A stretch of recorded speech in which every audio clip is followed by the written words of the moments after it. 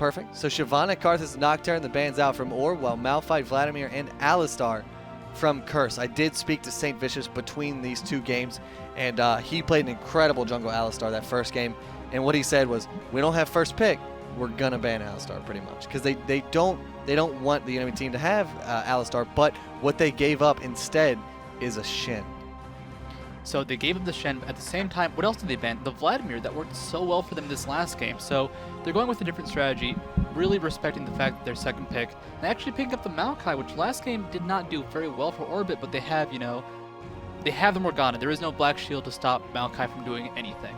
It's a different story now that the Maokai will be in the hands of the team with the Morgana. It's completely different there. And Jackie played a splendid Morgana game 1. He was just sniping Dark Bindings in between the trees, in between the creeps, in between everything. Just really, really spot on with Dark Bindings. Flash ult, who needs boots 2 when I got Flash and I'm Morgana? I will slow you down and just get to you and kill you. And the team fights were just amazing. The Vladimir-Morgana synergy really showed its strength. And I mean, oRbit, they tried a lot of things. It just would not work for them. Nothing was really clicking for oRbit in game 1, but who knows? We could see them take game 2 here and move it on to a game 3, which would be absolutely exciting. Ezreal and Soraka, perchance the pickups. Yes, indeed, they're going to be locked in. So an Ezreal-Soraka bot lane, he's able to spam his Mystic Shot, get the damage and the poke off from his Essence Flux, all while being refreshed with his mana, just topping off his mana pool right there. How do you feel about an Ezreal-Soraka bot lane here, Studio? I would say this is the classic oRbit lane. This is one of the first lanes I saw them ever pull out when they were really just unknown, and it works well. Nintenso was one of the first people to start maxing out Essence Flux onto Ezreal first, which you do that just to go ahead and have a bigger attack speed debuff. It's also much easier to land. You can win trades because if they try to fight, their attack speed is so slow, they die. Absolutely right. So in the end, just known for his he's got a Ezreal good play. Ezreal. It's like he's played the champion once or twice. Wait, yeah, that's weird. Pros don't play champions. It's actually just a hard random. Westeros has never actually played Vladimir before that last game. Yeah, first time, beginner's luck, I would say. Yeah. And now it looks like we're going to see a Caitlyn Nunu bot lane here from Curse, and we have actually seen that. They ran it against Singapore Sentinels to their chagrin. I don't believe they won with the Caitlyn Nunu, if I recall correctly. But still, it's a great lane because Caitlyn, what Caitlyn does so well is she just has a long attack range. Very, very long base.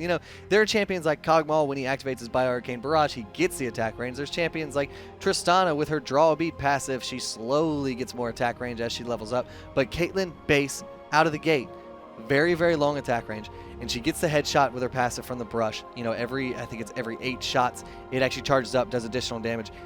And if she's attacking faster with Blood Boil, that's more headshots, that's more damage, that's more raw output. It's just going to be really, really awesome to see. And Curse, what we've been seeing them do lately is actually go for a lot of 1v2 lanes, sending their bot lane to the top lane to the bot lane. Last game was Vladimir in the bot, 1v2, and they do well with that. The thing is, Caitlyn Nunu can also punish a 1v2 lane very well, because if you get snowballed once by Nunu, guess what? Caitlyn's right behind you, she's blood boiled, she will do immense amounts of damage, and there's nothing to deal with it. Shen can taunt, or I guess, that's about it. Yeah. And Caitlyn, the thing about her playstyle, she's just safe. I mean, that's the word I would use to describe her. She has little tiny cupcake Yordle snap traps. She's got a long range. She's got an escape with her 70 caliber net, 80 caliber, 90 caliber, whatever caliber that net actually is. What caliber is a net? I don't really know nets for I'm not calibers. quite sure. I'm not quite sure how quite that works out, but she's just a safe champion. And with Nunu to back her up with his snowballs and with his absolute zero, he is just going to be able to back her up immensely. So a very, very strong either 2v1 top or normal meta AD carry boring bot. You know what? It'll still be exciting because Caitlyn can actually pressure Ezreal quite well, just because with that long range, Mystic Shot has good range, Essence Flux has good range, but you still have to land a skill shot. Well, Caitlyn just right clicks. Yeah, he will just be right click and be like, yo, you're going to shoot me with your thing, I will shoot you nonstop, won't matter, I will win in the end. I will shoot you with my thing while I dodge your thing. And guess who's winning that trade? Definitely Caitlyn. So we'll see how this bot lane can fare, if it is even a bot lane. We don't know. It's so tough for us. Put a mid. It's so tough for us now to call these lanes because there's so much of a change in people like to 2v1 top, and then they switch down to 2v1 bot, and then it's 2v2 bot again, and then there's 4 people in mid, and I don't know what's going on. 2v2 top is also pretty good. Yeah, and it's really, really weird. So We don't know what lane they're going in, but we know they're going together. That's pretty much all we can predict at this point. We can say Elements and Cop will be together in one lane or another. They're just inseparable. They just love each other so much, just like Nian and Elimination. And actually, interesting enough, you see Elimination with very interesting summoner spells. Those There's are some no aggressive flash. summoners. How do you feel about that? All right, so Elimination, he has to not be out of position ever, never get hit by Inviting, never get hit by anything, because if he does get hit, he will die. So Elimination, he's playing aggressively. They want to go for that 2v2 lane. You know, use the Exhausted, use it in a big fight, and because of that, they should be able to win the exchanges. Like, they don't have that in Flash, but guess what? They have Exhaust and Heal, much more fight pressure. So if they can actually use that in a 2v2 lane, it'll be awesome. Curse, they're going to go for the 1v2 if they see that, though. So it's going to be who catches who in the right spot. I'm definitely excited for this game. oRbit is they've been to a few events, they've played in a few tourneys, they know what they're doing, but right now they've got their backs against the wall. You lose this game, you're out of the IPL San Francisco Face Off 2012. I like saying the whole thing. It just flows. But you're out of it. You don't win the money. You have no chance of winning the money. You get on a plane, you go back home, you cry. You know, your mom consoles you. Whatever you want to do, however you want to deal with the pressure of losing this game right here.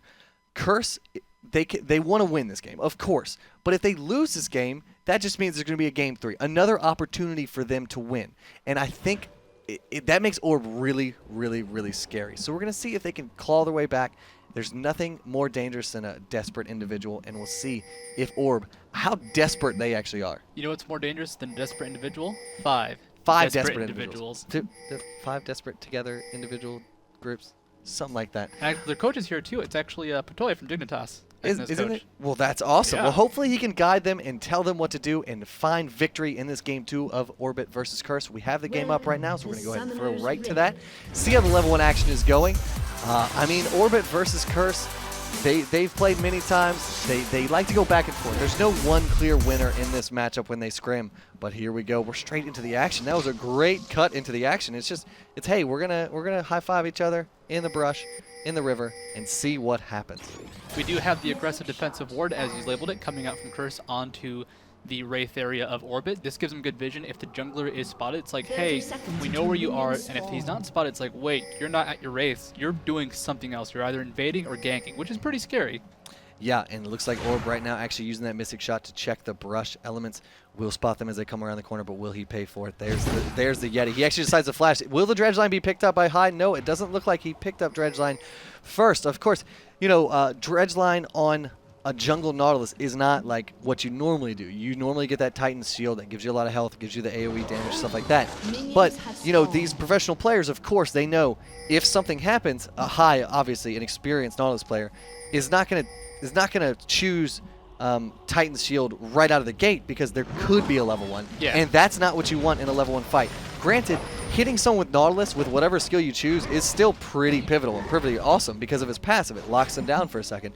But if you have that plus the Dredge Line pull in a level 1 fight, that just swings it entirely in your favor. But again, all this is for nothing because I am just talking. I'm just blowing hot air right now because there's going to be no level 1. Yeah, no They're going to be safe. They're going to go take their own blue buffs, it looks like. And Caitlyn, actually, you see, she trapped around bottom, but she's actually going top. So this is going to be pretty cool for Westrise. They give him a defensive position because you know what? Nautilus ganking in a 1v3, even though Soraka not the best at supporting ganks, she does have exhaust though, is going to be an easy kill on the Westrise. Luckily with those traps, guess what? He actually has a defensive option. Yeah. Shane up in this top lane though, he's going to get quite a bit of pressure. You know, Elemental walk in that bush, he'll take some damage and he won't care. There you go. Snowballs walks away. It's like, yo, I'm Elements. I got my cop. I got my cop on Cop Caitlyn. Yeah. We can wreck ya. Yeah. Here's your strawberry snow cone you ordered, Mr. Shen. Go ahead and get on out here because I don't like you very much anymore in my brush. Now the Caitlyn traps, just for reference, are you can have a maximum of 3 of them on the map at a time. They will go away when you start to place more and more. So you lay A, B, and C. As soon as you lay D, A goes away. As soon as you lay E, B goes away. That's how it works. So slowly, you know, Westrice will lose his kind of safety net of cupcakes that are currently surrounding him. No Yordles for the enemy team, so not quite going to be as effective as Yordle snap traps, but they work on normal people as well, so that's always a plus. Doesn't love cupcakes, and it's what they expect. So right now, they put the traps by the turret. If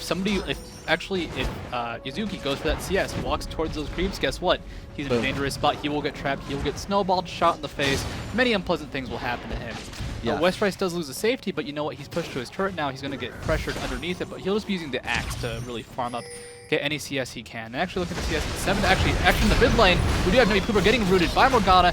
NY Jackie picks up the kill. Actually, no, goes to St. Vicious. High trying to chase him down. The Black Shield's on him. Will they turn around? Will the Dark Binding cooldown come off? It will not. And Jackie was a little concerned about the minions coming up mid lane as well. You don't want to throw out an errant Dark Binding and hit a minion, and then you just look bad. You know, that's not a good thing at all. But St. Vicious with an excellent first blood pickup there in mid, just showing, I mean, that's pretty much how it works. You know, Maokai, once he hits level 3, once he hits level 4, when he gets Twisted Advance, you know, his first 2 skills normally in the jungle are going to be his Arcane Smash, his Q, and his Sapperling Toss, which is his E. But once he gets, like, when you hit level 3, you have a decision to make. You say, do I get another level of Q? Do I get another level of E? Or am I going for a gank here at 3? St. Vicious played it safe, went for 4, got all of his skills, got one of his skill up to level 2, and the W as well, went for a gank, and was able to secure first blood right there on Rise. And you know, we saw this last game. First blood can really snowball quite easily. So 800 gold in favor of Curse right now. Actually, Westrice went back, used a teleport, healed himself up. This is something cool about Westrice. He's been picking up teleport a lot lately. This lets him do these 1v2 situations very easily, lets him deal with just that high pressure. And actually, top turret already taken by Curse. They're going to transition straight to the bot lane. We saw this last game. oRbit, this is like where they started to lose the game. Once that transition happened, they could not hold the turrets. Yeah, that is exactly. I mean, that's the story they wrote in the first one. Top turret went down. I think it may have been bottom turret, actually, at around the 11-minute mark. This is the 5-minute mark, and Curse has already taken down top turret. So it looks like right now you see Cop and Elements making their way down bottom lane to take on this 2-on-2 situation. It's going to be a 2-on-2, and what that means, assuming Orb doesn't switch down bot, Olaf will go top in a 1-on-1, and then you have your normal kind of quote-unquote meta. The only difference is that now Orb is down 1 turret already. That's already 1.5k gold. And here's Westrice activating the Ghost, but he will run into a Nautilus. Will he pursue this? I do not think so. The Dredgeline will miss him into that brush. Throws an Undertow right behind him just to leave some damage on in the end. Just saying I'll help you guys out a little bit here, but here's Element. St. Vicious is going to actually nicely sandwich right onto High with a Twisted Advance and Arcane Smash knockup, but a great long distance flash will get High away from that. Safe and sound. That is a tricky flash to make. I have seen countless numbers of professional players, and rookie players for that matter, go ahead and miss that flash, but a great flash by him. A good escape. He needed to get out of there. I mean, it was actually just a great counter gank. They expected Nautilus to be there. Once Westrice showed himself and showed that there was a 3v2 bot lane, they knew Nautilus was going to be like, yo, I need to be here for that. So they expected it. They caught him. Did not work out. Actually, Element's hooked. Will he land on the trap? Actually, no, it's his own trap. Barely gets away. Exhausted right now. One more auto attack should do it. Nan flashes, does pick up the kill. God, if he had got snared by his own Caitlyn trap, I would have said bug report, because that would have been the worst thing in the world. And also that would have been probably the worst mechanic ever if for you a could trap your own Why teammates. would you play Caitlyn if you could trap your own teammates? Well, that would just it's be the for worst. invisible teammates, so you can see them. Ah, invisible teammates, of course. I always forget about those phantom 6th players. Oh, the managers. That's what they are. Yeah. Sorry about that. Down bot, it looks like Orb is now going to continue the pressure on the tier 1 turret. Can't St. Vicious and Cop do anything about it? Looks like they're going to pressure. There's a Twisted Advance on the High. He is pulled very far into a 3-on-2 exchange. But here comes Jackie. Can he turn the tides of the fight? High, almost going down, sub 100 health. Will Jackie be able to pick up the kill with his Soul Shackles? The secondary will surely bring down High. Trying to use his Dredge line to get out of there, but a double kill for Jackie. And now Yuzuki caught in a bad way. He goes down to the Piltover Peacemaker, and now Nien able to get away with his life. Very little mana, and that Ignite ticking down on him, but still at roughly 300 health. Does he want to stay around here? What does he want to do? Should he go back now and leave Dragon all to Curse's hands?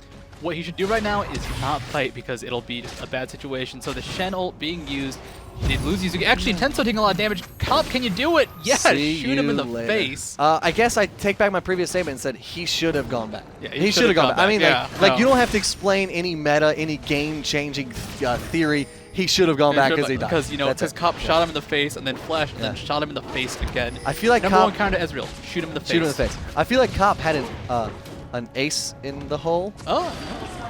That's the name of her ultimate. What by was the his way. ace in the hole? Ace in the hole. Actually, Westrice being cut out there. He does not have enough mana for his ultimate action. Gets rooted, gets CC'd, dies.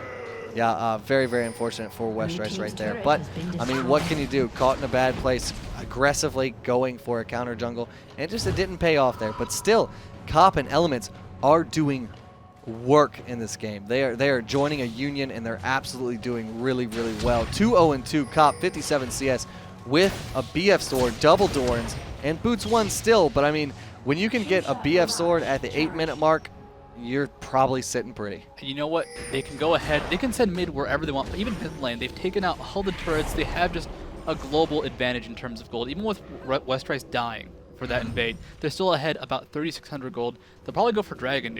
I'd say it's the next easy objective. But Curse, the way they played, they didn't go for Baron last game very often. They didn't go for Dragon all that much unless it was just easy.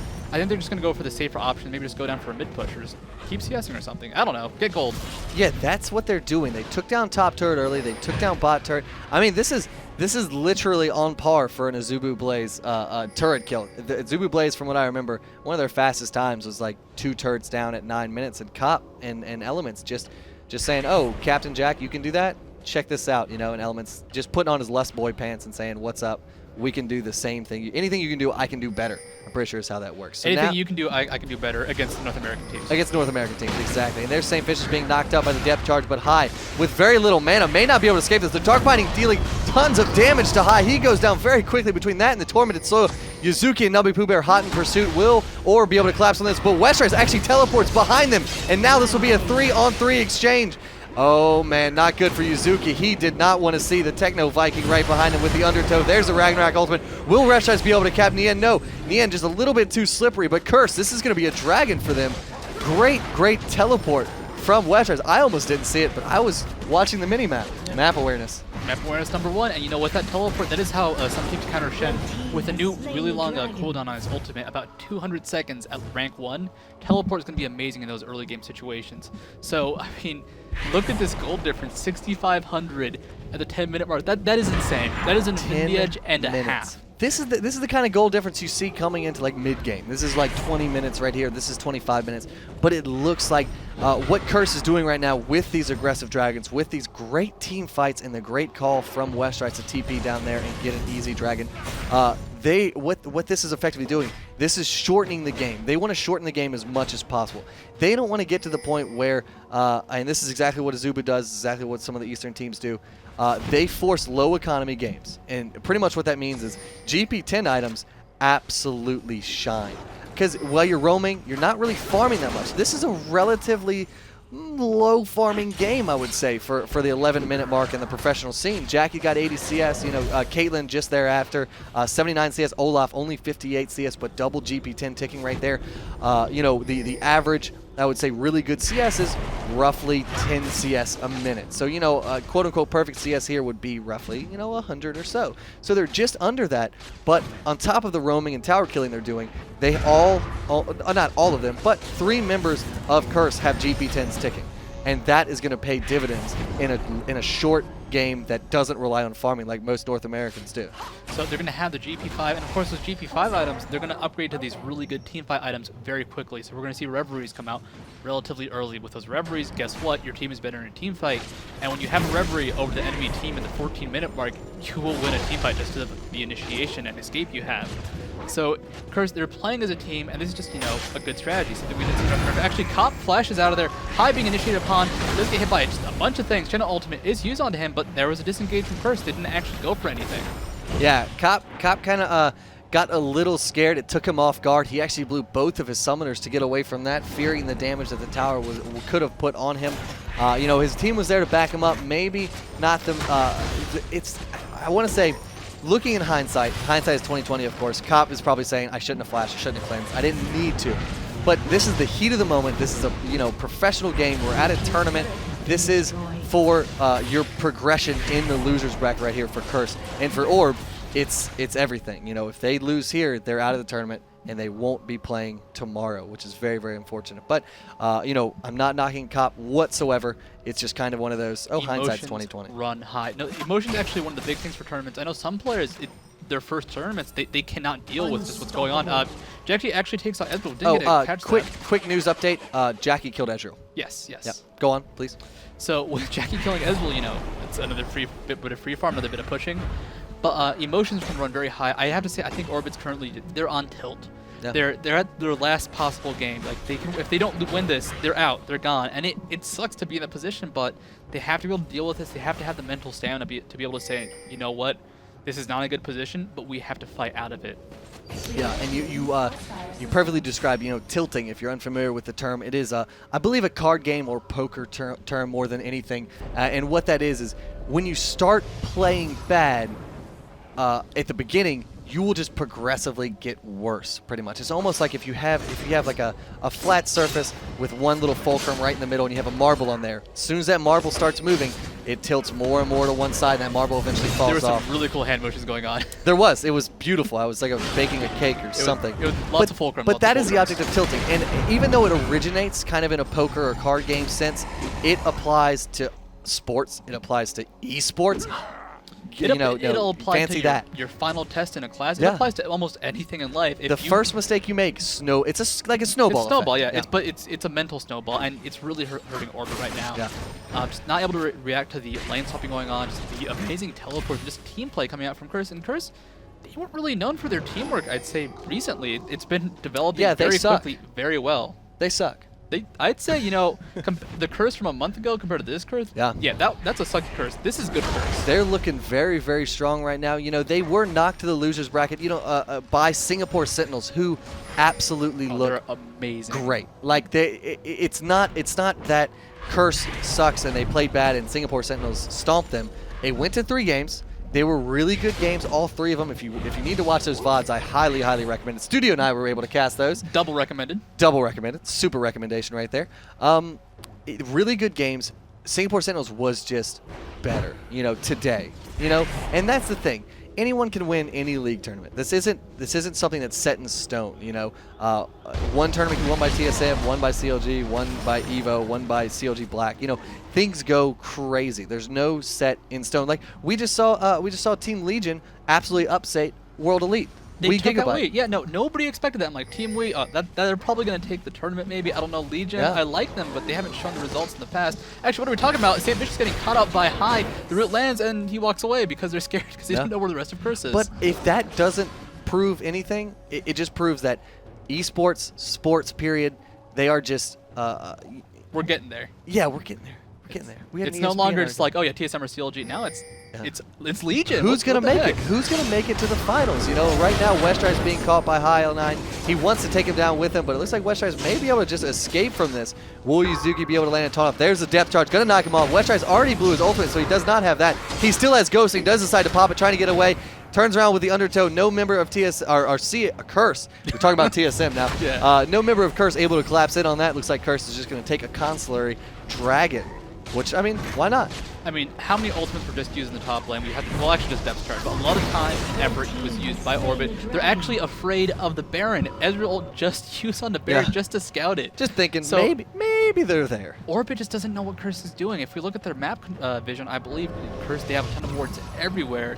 oRbit's got nothing. They've got really nothing past their side of the map. They have a few wards in their own jungle, nothing going on Baron, nothing going on in Dragon. Exactly. And it's not looking good for oRb right here. This is blow for blow. These teams are going back and forth, but Curse just coming out on top on a lot of the engages, and it's really the strength. I love Jackie's Morgana, and that's hands down for me. The MVP of this match, and whenever he really plays her, 5-0-3, 128 CS.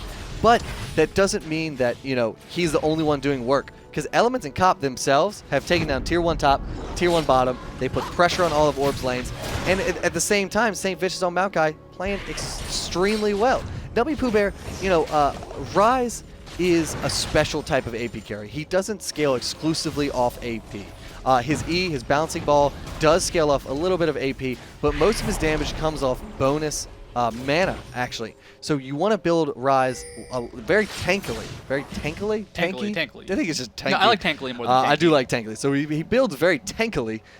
You heard it here first, guys.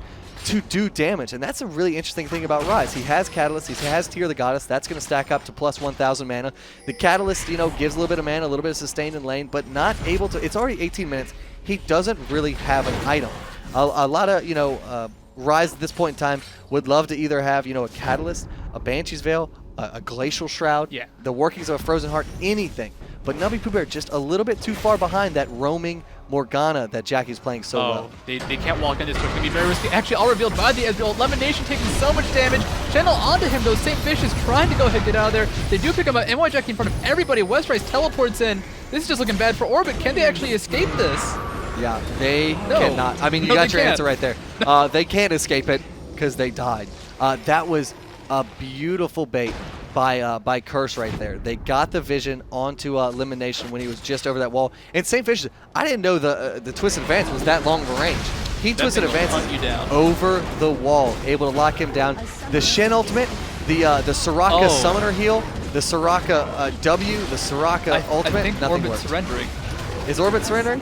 oRbit is surrendering. It's not the 20-minute mark. They cannot surrender yet. oRbit is forfeiting this game. oRbit looks like they're leaving this game. I would like to get an official word of whether...